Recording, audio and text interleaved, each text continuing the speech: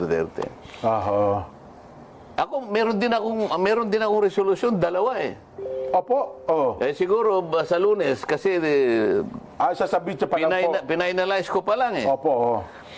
Kasi yung act na yan, okay lang kung meron pang susunod sa loob ng 100 taon. Meron pang uhuliin, yun ang makikinabang dito sa batas na to. Pero ako, yung aking yung dalawang resolusyon ko, magpinsang buo. Okay. Ang sabi ko dun sa isa, ideklara natin na yung detention at prosecution ni Pangulong Duterte ay illegal. So yun ang title nun.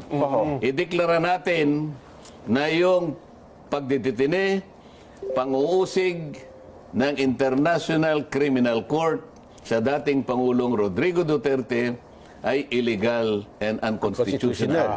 Yun ang una. At resolution nito, resolution hindi po ito panukalang batas. Resolution po ito. Resolution. Opo. Kasi nga may batas na eh. 1951 eh. Bakit pa makikipagtalo pa ako ron? Nandun na yan. So yun na nga po. Pangalawa, yung pisang buo niyan. Yung kapinsang buo niya ay sense ng Senado na payagan ng makabalik ng Pangulong Duterte. At inisa-isa ko rin ang mga katwiran kung bakit dapat siyang payagang umuwi na. Hindi yung house arrest, hindi, pauwiin mo siya dito sa ating bansa. So pinadideklara ko na para lang malaman ng ibig ko sabihin, mapagtalunan. Bakit ko ginawa yun? Sa Lunes, siguradong maipapile yun. Kung ito po'y maipile at aktuhan na, anong pwedeng maging akto ng Senado sa isang resolusyong gaya ng ihahain nyo, sir? Kaya gusto kong pag-usapan, kaya gusto kong pagtulungan ng Senado, na yung sense ng Senado, kung tutulungan nila kung gusto kong mangyari, sa panig namin, gusto naming madeklara.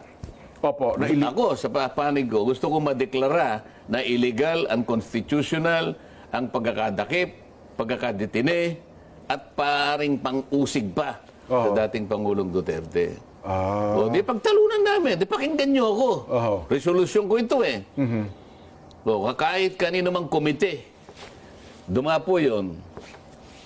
Di sasabihin ko yung katwiran. Nandun naman eh. At yung isa, yung kapinsang buo niya, ay yung sense ng Senado, na kailangan pabalikin ng Pangulong Duterte sa ating bansa. Ang tanong ko natin siguro dyan, kung paano napatunayan, nagsabi ng resolusyon ng Senado, inaprubahan. Oo nga, no? Di ba yung mapaparusahan? Senado ito eh, di ba? Tsaka na natin tingnan. Gusto ko lang ideklara. Kung nadeklara, di ibig sabihin, illegal halimbawa ang constitutional. Di tsaka natin balikan yung Sino bang gumawa nito? Sino bang nag-implement nito? Para maayos natin. Di ba? Kasi ang worry ng iba, baka pag natuklas